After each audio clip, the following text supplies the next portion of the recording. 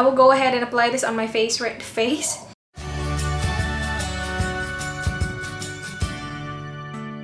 Hi guys, Rhaze here. Welcome back to my channel. Today, I will be doing the most requested video sa channel ko. Hindi ko alam kung ilan na sa inyo nag-message sa akin, nag-comment sa mga review videos ko na i-review ko tong lipstick na to.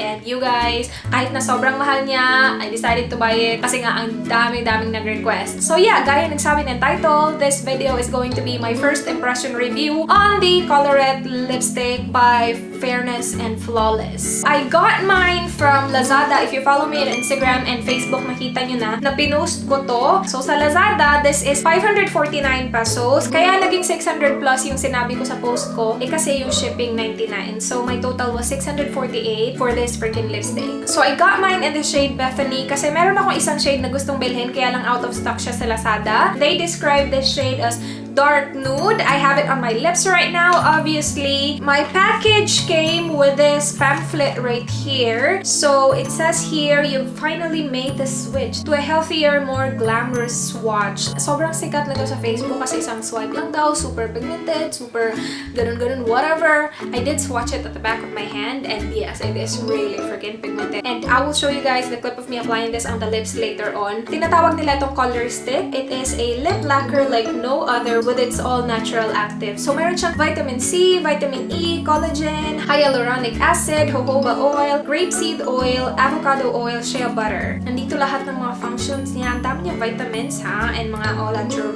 So, that's good. Anyway, the packaging looks like this. I must say, it is not the most luxurious packaging I have ever seen for an expensive lipstick. I was expecting more. Nung pagtanggal ko sa kanya, parang it feels really flimsy. Like, you know, tingnan nyo, ha? Parang feeling ko kapag clinose ko siya, hindi siya secure. Yun lang. Parang walang malakas na click na, hey, nag-lock na ako. Ganon. Feeling ko kapag nalaglag ko siya, madaling matanggal yung lid ng lipstick, which is kind of a bummer. Hindi secure yung lid niya dun sa actual lipstick. Buti na lang, yung actual bullet ng lipstick is nakatago talaga, like dito. So, kapag nalaglag man siya, if ever, tapos natanggal yung lid, at least nasa loob yung actual na bullet. Sana my 549 was worth it. So, we'll see. I will now go ahead and show you guys the clip of me applying this on my lips. Kasi nakarap pa talaga siya. Ngayon lang to dumating. As in, ngayon lang. Grabe naman yung pag-wrap. Parang ayaw ipagamit. I'm almost there. I see it. Oh, look at that, you guys! Ilalagay ko na siya sa lips ko. As usual, wala akong lip balm. Pero naglalagay ako ng lip balm every night before ako matulog. Ganito yung color niya. Oh, swatch ko muna sa back of my hand. That is really pigmented. Look at that, you guys. Oh my gosh, I love this color. Okay, it smells really sweet. Yeah, I can't explain though, as usual. Wow, that is indeed really pigmented.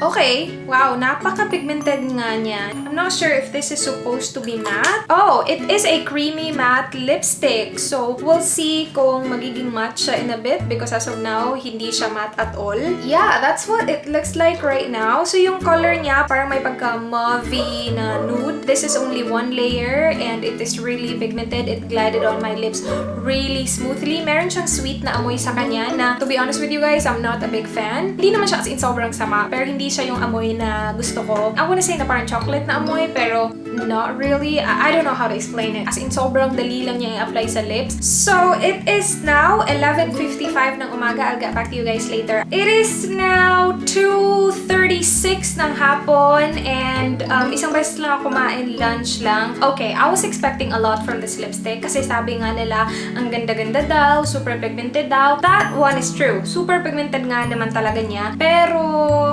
I don't think it's worth the hype and I don't think it's worth the price. Nag-bleed siya outside my lip lines ng konti dito sa baba. Konti lang yung nag-fade niya. Isang beses pa lang ako kumain. When I was eating, nakita ko na nag-transfer siya sa spoon ko, sa rice, sa straw ng drinks na inunuman ko. And as you guys can see, hanggang ngayon hindi pa rin siya nag-mattify. So I don't think it's a creamy matte lipstick. When it comes to creamy matte lipstick, ang naaalala ko talaga kasi is yung Maybelline. Yung Maybelline hindi siya 100% matte, pero makikita mo na from creamy satin finish, nagiging matte talaga siya over time. This one, pareho pa rin yung finish niya from kanina hanggang ngayon. Yung kinain ko, hindi siya oily at all. Hindi siya nag-matte at all. Pero yung maganda sa kanya, kahit na kumain na ako ng isang beses, hindi obvious yung pag-fade niya. Pero I'm pretty sure the shade that I chose plays a big role on that. Kasi nga, diba, hindi siya ganun ka-bright. So, hindi talaga obvious kapag nag-fade siya. I will go ahead and spread.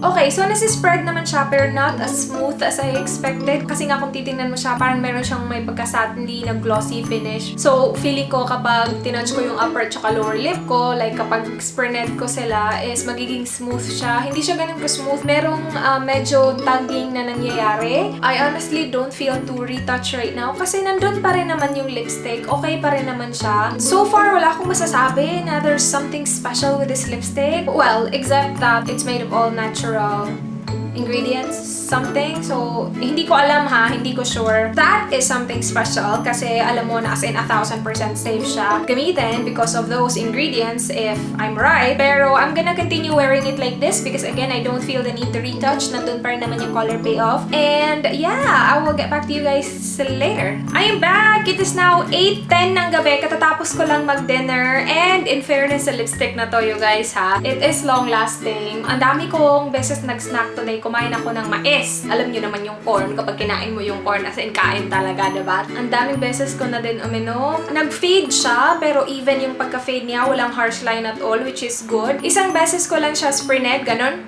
Kanina lang. Pero one thing na na-notice ko is drying siya sa lips. Nagbibitak-bitak na yung lips ko. I'm not really sure if you can see sa close-up. Tapos meron din ako parang white film na ganap sa inner corner ng lips ko.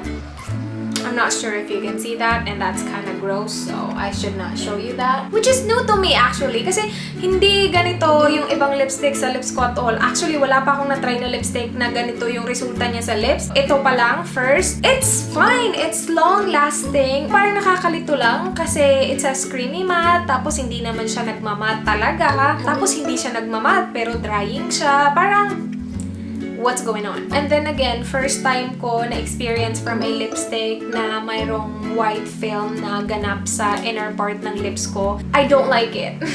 549 for a lipstick na ganito yung performance. I don't like it. Maiko-compare ko kasi siya sa Maybelline. Mas maganda pa yung Maybelline na creamy matte lipstick. It's only 165 pesos. Mas maganda yung performance niya. Walang white film. Hindi drying sa lips at all. Mas mabango compared dito. Now, when you think about the ingredients, well, this one is way better kasi natural ingredients nga, sabi nila. For performance-wise, there's so many lipstick na mas maganda sa kanya. Pero marami nagsabi na sobrang ganda daw nitong lipstick na to sa kanila. Iba-iba din naman yung mga lips natin. So, maybe it will work sa'yo. Personally, hindi siya nag-work sa akin. Okay naman siya, pero not the quality of lipstick na I would spend 549.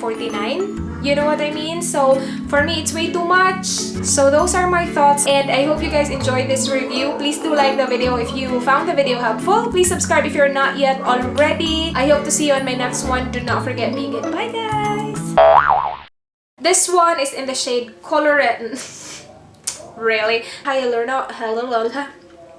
So yeah, as what the size